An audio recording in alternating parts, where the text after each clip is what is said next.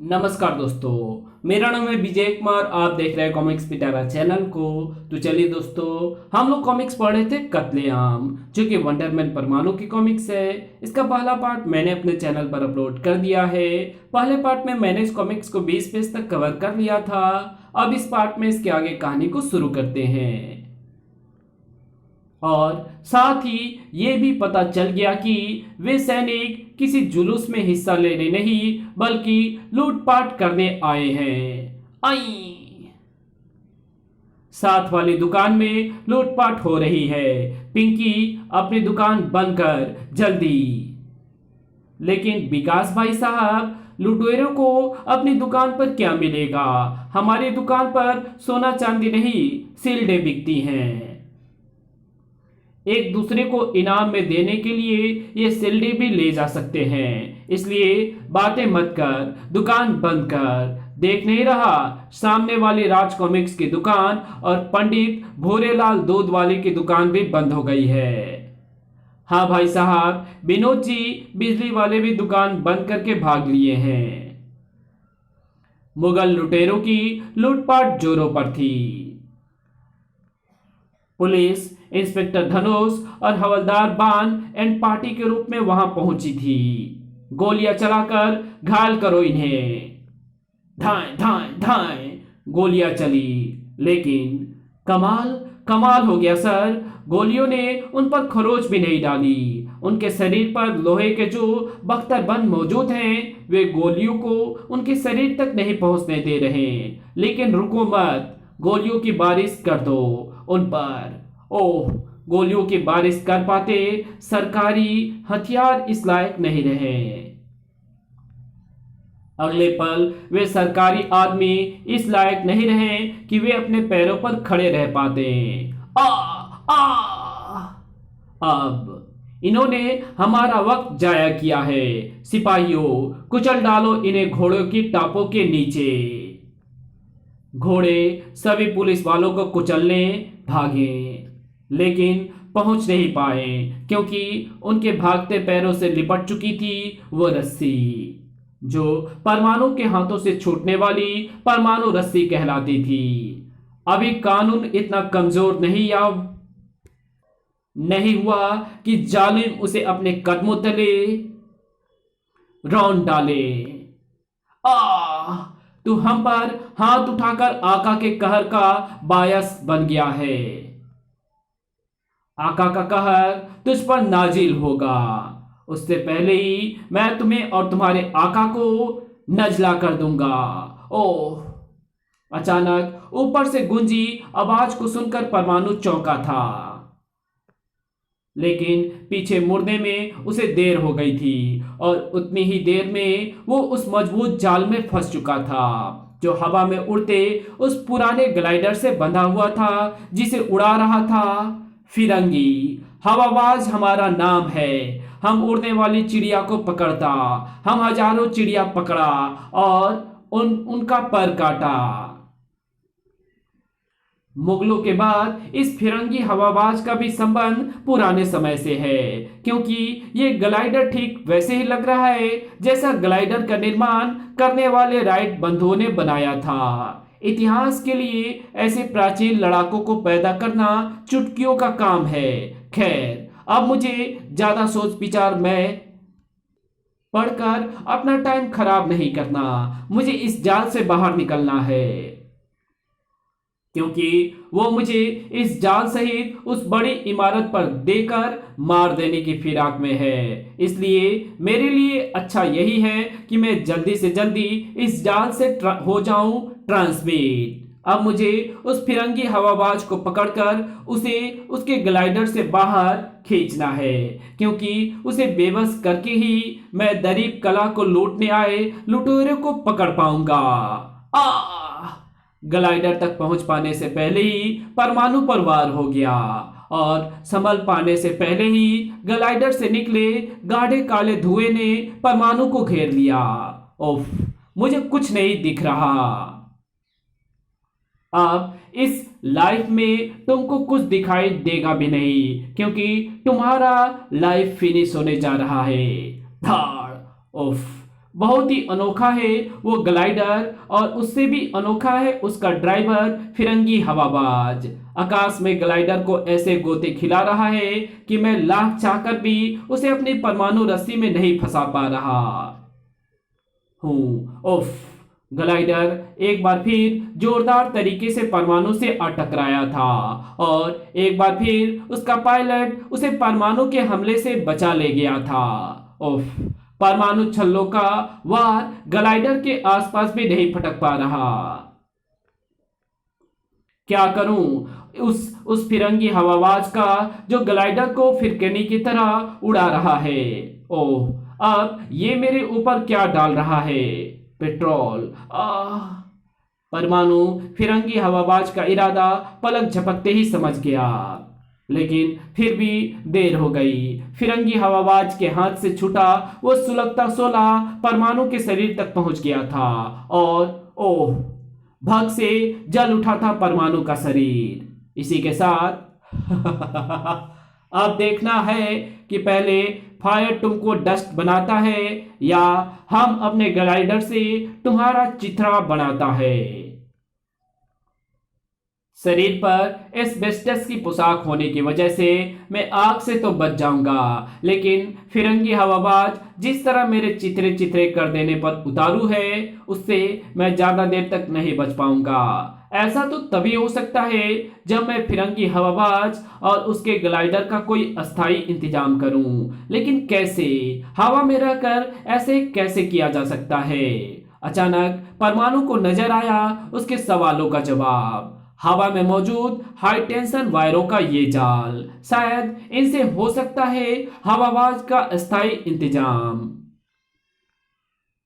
और हवाबाज को वहां पहुंचाने के लिए मुझे बस अपना रुख उधर करना होगा और इस बात का ख्याल रखना होगा कि मैं ठीक हाई टेंशन वायरों के पास जाकर ही अपने शरीर को इतना छोटा कर लूं कि मैं हाई टेंशन वायरों के बीच मौजूद डिस्टेंस के बीच से आसानी से निकल जाऊं।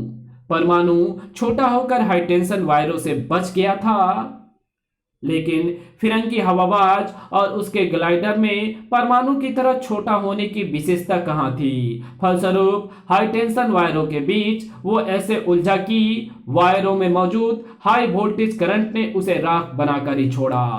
वड़ुम। इधर परमाणु जब अपनी आग बुझाने के बाद दरीबा पहुंचा तो ओह, मौके का फायदा उठाकर लूटपाट करने आए सारे मुगल सैनिक बिना किसी को लूटे ही भाग गए। सराफा बाजार लूटने से बच गया, लेकिन यह समझ में नहीं आया कि लुटेरों को मुगल वेश में आने की क्या जरूरत थी और उनके बैकअप के लिए फिरंगी हवाबाज जैसे उड़ा के लड़ाके को भेजने वाला कौन था। नादिर शाह उर्फ इतिहास, तुम खाली हाथ वापस लौट आए। हमें इस बात का गम नहीं, गम है तो बस इतना कि परमाणु बच गया। असल में तो हमने उसे मारने के लिए ही तुम सबको भेजा था, ताकि परमाणु के मरने के बाद हम आराम से वो चीज हासिल कर सकें जो हम अपने जीते जी कभी ना पा सके। खैर, परमाणु हलाक नहीं हुआ तो कोई बात नहीं, अब हम उसके मरने का इंतजाम नहीं कर सकते। हम उसके मरने का इंतजार नहीं कर सकते। कामयाबी हमारे हाथ जरूर लगेगी, क्योंकि हम इस जोड़ी के साथ शुरुआत करने जा रहे हैं जो अपने जमाने में हैवानों की जोड़ी के नाम से मशहूर थी। हैवानों की जोड़ी जैसे जैसे जिंदा हो रही थी वैसे वैसे इतिहास की आंखों की चमक भी बढ़ती जा रही थी। जल्द ही पुरानी दिल्ली में स्थित एक टूटी फूटी झोपड़ी के बाहर, हम तो बहुत गरीब आदमी हैं भैया, भीख मांग कर गुजारा करते हैं। हमारे पास तुम्हें देने के लिए कोई धन दौलत नहीं है। हमें धन दौलत नहीं, तुम्हारी झोपड़ी चाहिए। भागो। नहीं। हाय मेरी पुश्तैनी झुग्गी। झुग्गी को छोड़कर भाग बापू, दिल्ली में झुग्गी के लिए जगह की कमी नहीं है, कहीं भी दूसरी डाल लेंगे। झुग्गी वाले भागे तो हैवानों की जोड़ी ने अपना काम शुरू कर दिया। खोदो। दोनों हैवानों के हाथों में थमे कुदाल और हथौड़ों ने जमीन से टकराए आसपास के वातावरण के अस्तित्व को हिला दिया। भूकंप आ गया, बाहर भागो। पास ही मौजूद वर्षों पुरानी इमारत ने जमीन का साथ छोड़ दिया था।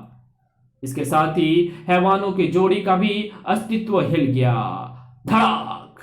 पुरबॉट ने इन दोनों को अपने कंप्यूटर्स की स्क्रीन पर देखकर मुझे मैसेज दे दिया था। ये दोनों किसी भूमाफिया के इशारे पर किसी गरीब को भगाकर उसकी झोपड़ी तोड़ रहे हैं, लेकिन उससे पहले मैं इनकी हड्डी पसली तोड़ देता हूँ। ओह! परमाणु को लगा जैसे उसके हाथ पत्थर से टकराए हो और उसके चेहरे से टकराया हो कोई हथौड़ा। भड़ाक! आ! और अब अगर परमाणु ने संभलने में एक पल का 100वां हिस्सा भी गवाया होता तो उस हैवान के हथौड़े ने उसे कई फुट जमीन के नीचे घुसेड़ दिया होता।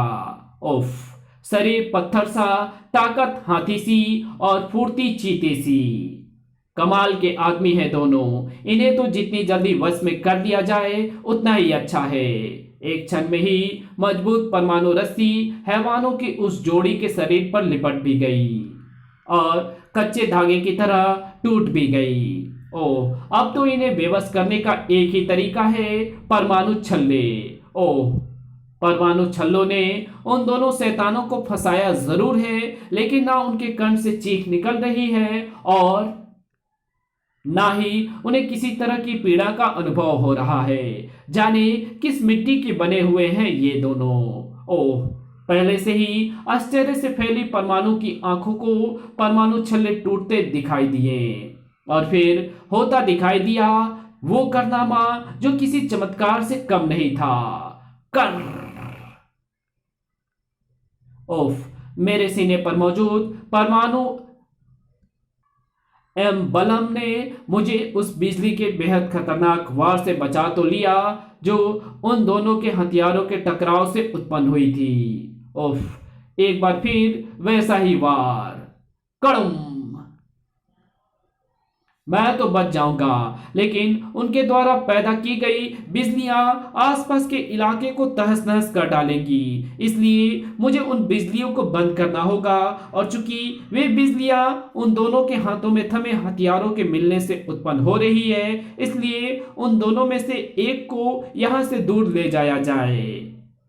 लेकिन कैसे कैसे किया जाए ऐसा, जबकि वो किसी को अपने पास भी नहीं फटकने दे रहे हैं। एक रास्ता है। इधर परमाणु एक खुले गटर में घुसा और उधर हैवानों की जोड़ी फिर खुदाई में लग गई।